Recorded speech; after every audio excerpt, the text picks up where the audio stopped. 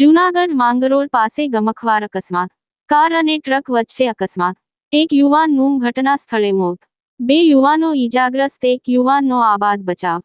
ઈજાગ્રસ્ત બંને યુવાનોને સારવાર અર્થે માંગરોળ હોસ્પિટલ ખસેડાયા।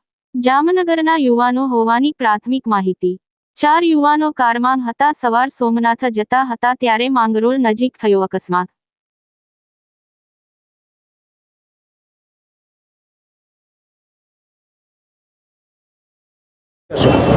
સોમનાથ પોરબંદર હાઈવે ઉપર અત્યારે થોડા સમય પહેલાં મને એક એવો મેસેજ મળ્યો કે ત્યાં અકસ્માત થયેલો છે।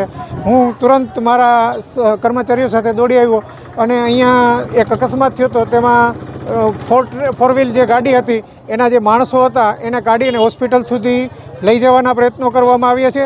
તેમજ જે રોડ ઉપર જે વાહનનો જે ટ્રાફિક હતો એને દૂર કરવા માટે પોલીસને પણ જાણ કરવામાં આવી છે।